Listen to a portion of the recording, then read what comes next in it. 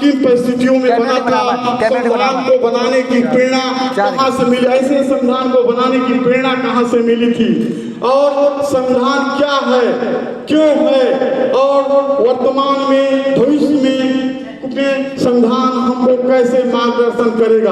हमको संविधान की आकांक्षाओं को, संविधान में जो मूल्य निर्धारित किए हैं, जो सिद्धांत हैं, हम कैसे अपने सामाजिक जीवन को, अपने सार्वजनिक जीवन को कैसे ढालें कि उसके अनुरूप बने। इन सभी बातों पे विचार विमर्श करने के लिए आज इस संविधान दिवस का आयोजन किया गया है। कहते हैं कि कोई भी वर्तमान में अक्सर हम लोग जब बातचीत करते हैं तो कहते हैं कि भारतीय लोकतंत्र उतना सफल नहीं है जितना पश्चिमी देशों का लोकतंत्र। अक्सर हम एग्जाम्पल रखते हैं।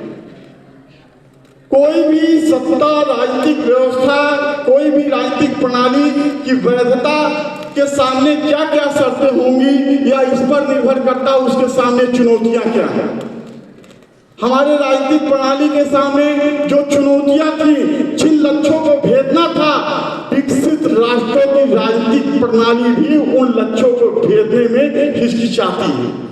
जिस पश्चिम राष्ट्रों के लोकतंत्र की हम दुहाई देते हैं, अपने कच्चे ज्ञान के कारण हम उनको बहुत बड़ा आदर्श मानते हैं, जिनको प्राप्त करने में उनको 100-200 सालों का टाइम लगा था, वो हमारे संविधान ने लागू करते हुए आम नागरिकों को उपलब्ध करा दिया।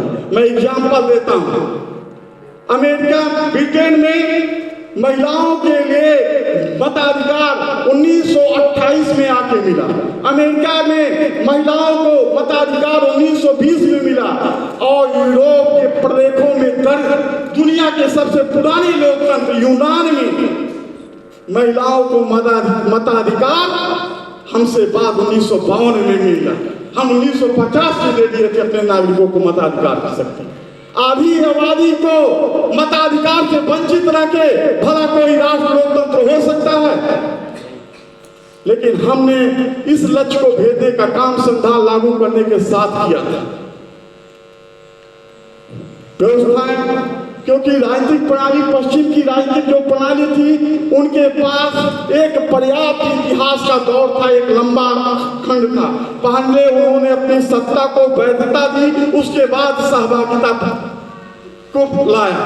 हमारे सामने वो समय नहीं था। हमारी राजनीतिक प्रणाली के सामने कई लक्ष्य भेदते थे।